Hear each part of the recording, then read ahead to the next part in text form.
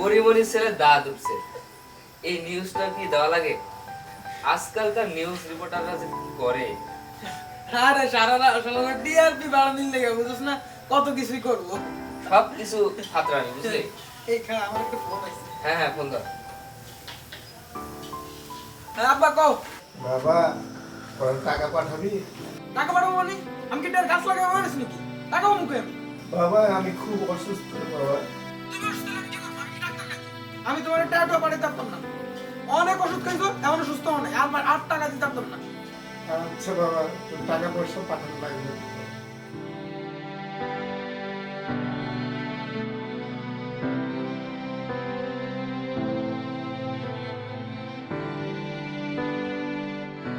আবার কি?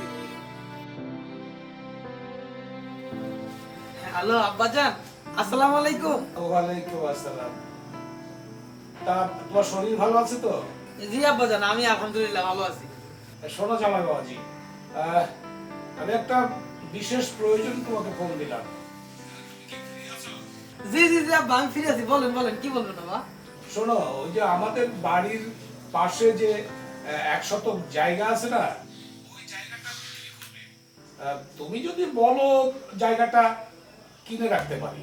হো, আপনি জায়গা কিনবেন? আর কিনেন কিনেন আব্বা, জায়গা কিনলে তো আমাদেরই লাভ। হ্যাঁ হ্যাঁ হ্যাঁ, আমার তো আর কেউ নেই, তুমিই তো আমার সব।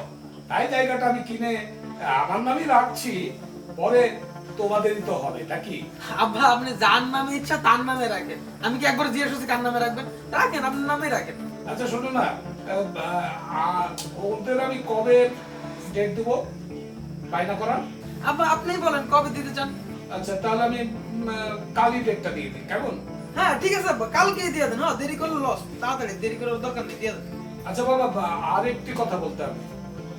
আচ্ছা শোনো না, এই আমার কিছু টাকা লাগতো, তোমার কাছে যদি টাকা থাকে তুমি বিকাশ করে দাও, তাহলে আমি খুব উপকৃত হতাম।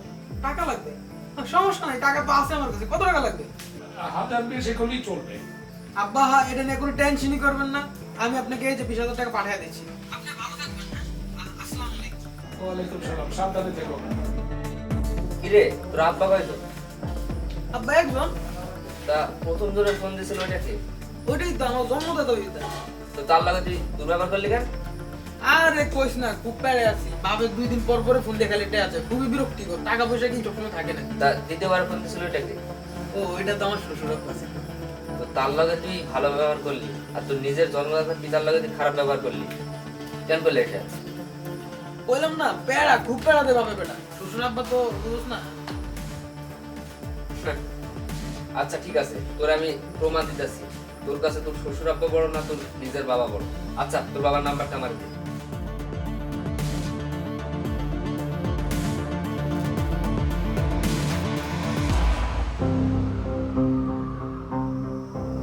হ্যালো হ্যালো কাকা, আমি আপনার ছেলের বন্ধু।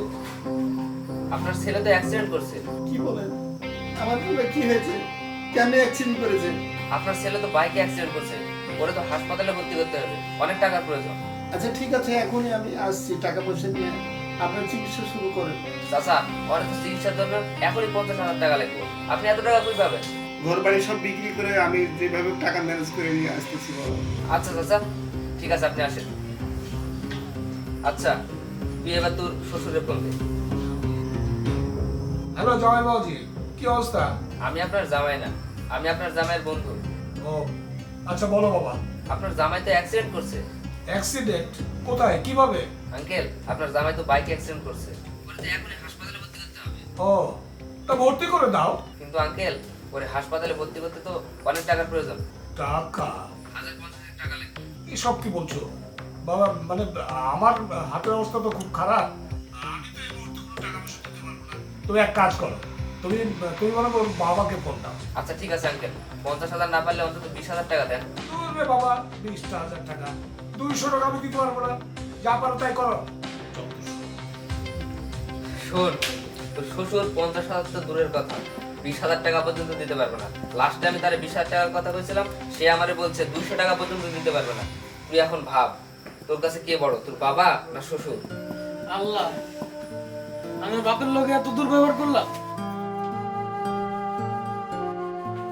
ও বাবা বাবারে তুই নাকি পুরো অ্যাক্সিডেন্ট করেছিস। না বাবা আমি অ্যাক্সিডেন্ট করিনি বাবা, সব মিথ্যে কথা